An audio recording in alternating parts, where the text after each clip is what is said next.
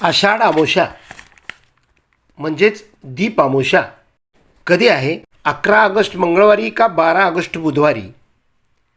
आणि दीप अमावस्याला लहान मुलांना कणकेच्या दिव्यांनी का ओवाळलं जातं, याविषयीची माहिती मी तुम्हाला या व्हिडिओमध्ये देणार आहे. तर आषाढ अमावस्याला दीप अमावस्या असे सुद्धा म्हणतात. श्रावण महिना अवघ्या काही दिवसातच सुरू होतोय, मात्र त्यापूर्वी अमावस्या येते. ती हिंदू धर्मात अत्यंत महत्त्वाची तिथी मानली जाते.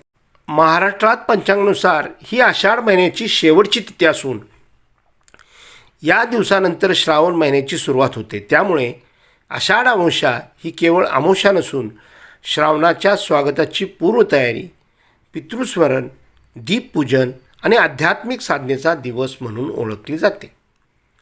महाराष्ट्रात या दिवसाला दीप अमावस्या असेही म्हणतात. या दिवशी दीपपूजनाला मोठे महत्त्व असते. तसेच या दिवशी लहान मुलांना कणकेच्या दिव्याने ओवाळण्याची देखील पद्धत आहे. तर ती पद्धत काय आहे, त्याची योग्य पद्धत कोणती, याविषयीची माहिती मी तुम्हाला देणार आहे. तर सगळ्यात पाहूया आपण पहिल्यांदा जी दीप अमावस्या आहे ती 12 तारखेला करायची का 11 तारखेला. दीप अमावस्या जी तिथी प्रारंभ होते ती 11 ऑगस्टला रात्री 1:53 म्हणजे मध्यरात्रीच्या पुढं 1:53 होते. आणि अमावस्या तिथी संपते ही 12 ऑगस्टला रात्री 11:06. त्यामुळं उदय तिथीनुसार ही 12 ऑगस्टला आपण दीप अमावस्या साजरी करायची आहे. 11 ऑगस्टला रात्री 1:53 पुढं अमावस्या सुरू होणार आहे. त्यामुळं तिचं काही रात्री 12च्या पुढं म्हणजे 12 तारखेलाच ती सुरुवात झालेली थोडक्यात. तर अशा प्रकारे 12 तारखेलाच उगवती अमावस्या असल्यामुळे आपण दीप अमावस्या ही त्याचं पूजन, अमावस्याचं व्रत, अमावस्याला आपण ज्या देवाला पूजा करतो ती पूजा, दीपाची पूजा, पितृपूजन, याचं सर्व जे काय कार्य करायचं आहे ते 12 तारखेला आपण बुधवारी 12 तारखेला आपण करायचं आहे. आणि त्या दिवशीच दर्श अमावस्या असल्याने आपण या अमावस्येच्या दिवशी सर्व पूजन करायचं आहे. तर आषाढ अमावस्या ही पितृपूजन, दान, दीपपूजन आणि आध्यात्मिक साधनेसाठी महत्त्वाची तिथी मानली जाते. धार्मिक मान्यतेनुसार या दिवशी श्रद्धेने केलेले पूजन आणि सत्कर्म विशेष पुण्यदायी मानले जाते. धार्मिक श्रद्धेनुसार दीप म्हणजे अंधारावर प्रकाशाचा विजय. दीपपूजन केल्याने घरातील नकारात्मकता दूर होऊन सुख, शांती, समृद्धीचे आगमन होते अशी मान्यता आहे.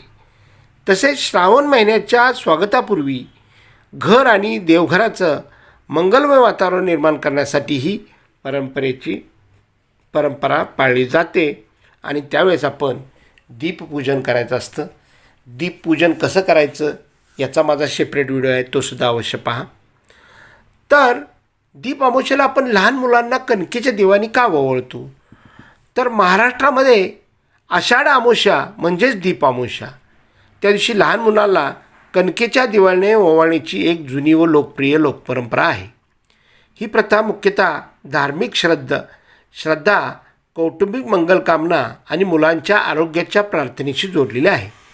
धार्मिक श्रद्धेनुसार दीप अमावस्याला कणकेच्या दिव्यांनी मुलांना ओवाळणे म्हणजे त्यांच्या आयुष्यात अंधार दूर होऊन ज्ञान, आरोग्य, सुख आणि समृद्धीचा प्रकाश कायम राहावा अशी प्रार्थना करणे होय.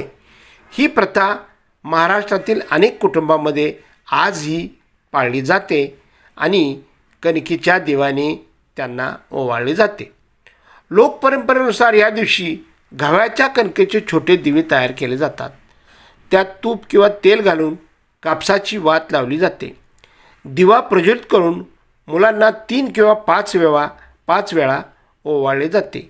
त्यानंतर मुलांच्या कपाळावर कुंकू किंवा हळद कुंकू लावून गोड पदार्थ दिले जातात आणि आशीर्वाद दिला जातो.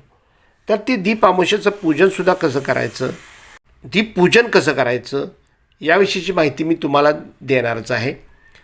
तर अशा प्रकारे मुलांच्या दीर्घायुष्याची प्रार्थना आपण करायची असते. धार्मिक श्रद्धेनुसार कणकेच्या दिव्यांनी मुलांना ओवाळल्यानंतर त्यांच्यावर देवी देवतांची कृपा राहते व त्यांना निरोगी आयुष्य, दीर्घायुष्य आणि सुख समृद्धी प्राप्त होते अशी मानले जाते. नकारात्मक व शक्तीपासून संरक्षण. मान्यतानुसार ओवाळण्याच्या विधीमुळे मुलांच्यावरून वाईट नजर, नकारात्मक ऊर्जा आणि अशुभ प्रभाव दूर होतात. यामागे धार्मिकसुद्धा श्रद्धा आहे आणि याचा वैज्ञानिक पुरावा उपलब्ध आहे. तर अशा प्रकारे आपण दिव्याने लहान मुलांना ओवाळल्यानंतर त्यांचं आरोग्य हे चांगलं राहतं, त्याचबरोबर त्यांना दीर्घायुष्य प्राप्त होतं असं मानलं जातं. कणिक ही अन्नाचे तर दिवा हे ज्ञान, तेज आणि सकारात्मकतेचे प्रतीक मानले जाते. कणकेचा दिवा तयार करून त्यात तूप किंवा तेलाचा दिवा लावून मुलांना ओवाळणे म्हणजे त्यांच्या जीवनात अन्न, आरोग्य, प्रकाश कायम राहावा अशी मंगलमय प्रार्थना केली जाते. म्हणून दीप अमावस्येला श्रावण महिन्याची सुरुवात होते. त्यामुळे या दिवशी मुलांचे औक्षण करून त्यांच्या उज्ज्वल भविष्यासाठी आशीर्वाद मागण्यासाठी त्यांची ही परंपरा कायम राखलेली आहे. आणि या दिवशीच घरातील ज्येष्ठ मंडळी लहान मुलांना ओवाळतात, आशीर्वाद देतात आणि त्यांना गोड पदार्थ खायला देतात. यामुळे कुटुंबातील प्रेम, आपुलकी आणि संस्कार पुढील पिढीपर्यंत पोचतात असेही मानले जाते. म्हणून दीप अमावस्येला कणकेच्या दिव्याने लहान मुलांना ओवाळले जाते आणि ही परंपरा पुढे अशीच चालू राहण्यासाठी ही आपल्या जे काही वयस्कर लोक आहेत हे नेहमी करत असतात आणि त्यांचं आपण अनुकरणपूर्वक करायचं आहे. आणि त्या दीप अमावस्येला, ह्या आषाढ दीप अमावस्या संपल्यानंतर मग पवित्र असा श्रावण महिन्याला सुरुवात होत असते. त्यामुळे ही दीप अमावस्या आपण साजरी करायची असते, आपल्या लहान मुलांना ओवाळायचे असते. तर दीप अमावस्येनंतर आपण दीपपूजन कसं करायचं हे आपण पुढील व्हिडिओमध्ये पाहणार आहे. जर तुम्हाला ही माहिती आवडली असेल, लाईक करा, कमेंट करा आणि माझ्या चॅनलला सबस्क्राईब करा. धन्यवाद.